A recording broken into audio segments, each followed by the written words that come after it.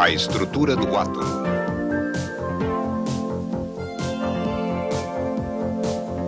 Espectros. O modelo clássico de átomo se tornou obsoleto no início do século XX. Então, Niels Bohr fez uma série de propostas revolucionárias que permitiram ao modelo atômico entrar na terra da física quântica.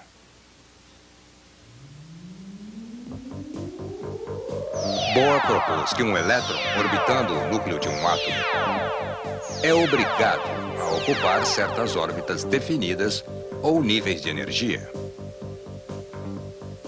Ele normalmente não emite radiação quando está no estado estável ou órbita mais próxima, ou em nenhum estado excitado, como são chamadas as mais distantes órbitas possíveis. Bohr explicou como os átomos emitem radiação baseado no nível de energia de um elétron em cada órbita. E usou estes valores para prever todas as frequências possíveis de radiação para o átomo de hidrogênio. As previsões de Bohr poderiam ser testadas praticamente, pois observações detalhadas foram feitas das frequências emitidas quando o hidrogênio foi bombardeado com elétrons num tubo de descarga. No final do século XIX, um professor de uma escola suíça, Johann Balmer, tinha observado as linhas espectrais na região visível do espectro de gás de hidrogênio excitado. E mais, ele desenvolveu uma fórmula que predizia corretamente estas linhas. Em 1908, o físico alemão Paschen detectou linhas de emissão de hidrogênio nas regiões infravermelhas do espectro do gás de hidrogênio excitado. Em 1914, Theodor Lyman identificou a região ultravioleta do espectro. As previsões de Bohr conferiam com todas essas observações em alto grau de precisão. Mesmo assim, Balmer havia produzido uma fórmula funcional para a previsão das linhas, mas ninguém sabia realmente por que funcionava. O que fez da matemática de Bohr algo tão especial foi que ela era baseada numa possível estrutura atômica. Imagine que grupamentos de átomos de hidrogênio pudessem ser todos reunidos juntos no estado estável. Depois, imagine que esses átomos pudessem ser bombardeados, sintonizando-se precisamente à energia de cada elétron livre num tubo de descarga. Nos níveis mais baixos de energia, o hidrogênio não emitiria radiação. Mas em certo nível, a radiação começaria. Que nível? De acordo com Bohr, o nível da próxima órbita possível. Quando este número mágico é atingido, o hidrogênio emitiria uma única frequência de luz ultravioleta. Mas por que só uma frequência? Elétrons livres teriam energia apenas o suficiente para saltar o elétron em órbita para o primeiro estado excitado, n igual a 2. Esta ação não provocaria nenhuma radiação a ser emitida, mas casualmente o elétron poderia pular de volta espontaneamente para o estado estável. E ao fazer isso, irradiaria toda a energia que assimilou. A diferença entre os níveis de energia das duas órbitas, exatamente 10,2 elétron-volts.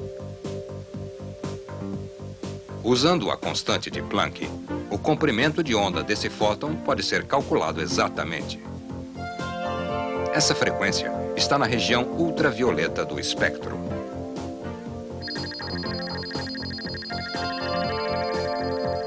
Bohr propôs que cada linha de emissão no espectro de hidrogênio corresponde à diferença de energia entre duas específicas órbitas permitidas.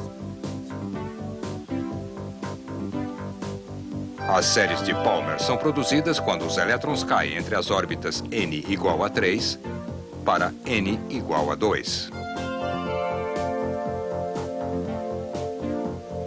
N igual a 4 para n igual a 2.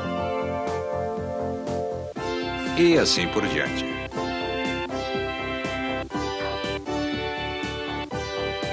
As radiações infravermelhas das séries de Paschen são produzidas por saltos para n igual a 3. As radiações ultravioletas das séries de Lyman são produzidas por saltos para n igual a 1. Bohr havia produzido a primeira explicação real para um espectro de frequência. Cada linha correspondendo à diferença de energia entre duas órbitas possíveis de um elétron à volta de um núcleo de um átomo.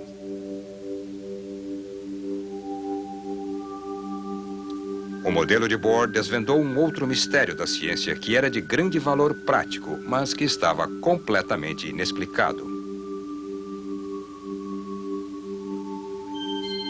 No início do século XIX, o cientista inglês William Wollaston observou 7 linhas escuras no espectro solar. Uma década depois, Fraunhofer decompôs estas 7 linhas iniciais em muitas centenas. Em 1860, Kirchhoff descobriu que quando uma intensa fonte de luz passa através de um espectrômetro para produzir um espectro e uma chama de sódio é interposta, algumas das linhas escuras de Fraunhofer são produzidas. Kirchhoff reconheceu que certa substância capaz de emitir determinado espectro de linha tem um poder de absorção muito forte para a mesma linha. O modelo de Bohr sugeria a razão. Um elétron pode emitir uma frequência especial quando ele cai de uma órbita para outra. E pode também absorver um fóton exatamente da mesma frequência que lhe deu energia para saltar na direção oposta para um estado de excitação mais alto. Muito antes da explicação de Bohr, o trabalho de Kirchhoff havia fornecido a técnica da análise espectral, o que permitiu que os cientistas pudessem determinar a composição não apenas de certos compostos químicos, mas também de substâncias fora da Terra, incluindo o Sol e as estrelas. Vejamos como funciona. Uma intensa fonte de luz como o Sol irradia em todas as direções. Somente uma parte de toda a luz irradiada, entretanto, é recebida diretamente pelo observador. Se uma chama de sódio é colocada no caminho da luz, o sódio absorve e depois reirradia somente certas frequências. A reirradiação também se dá em todas as direções. Portanto, apenas uma pequena fração da frequência irradiada e absorvida continua na direção original. O resultado é um agudo decréscimo da intensidade da luz que atinge um observador desta porção do espectro e, por isso, fornece o aspecto das linhas escuras no espectro. Um banhista imaginário cuja pele fosse sensível somente ao comprimento de onda absorvido levaria muito tempo para pegar um bronzeado. Muitas das linhas escuras de Fraunhofer são produzidas quando os átomos na atmosfera solar absorvem e reirradiam certa frequência determinada. Bohr foi capaz de usar seu modelo do átomo para prever o resultado de muitas experiências científicas. Mas, mesmo assim, havia problemas. Por exemplo, sua teoria funcionava para o hidrogênio, mas não podia prever o comportamento de outros átomos. Todavia, Niels Bohr tinha feito um tremendo esforço no caminho para a compreensão da estrutura atômica. Bohr tinha capturado o quantum.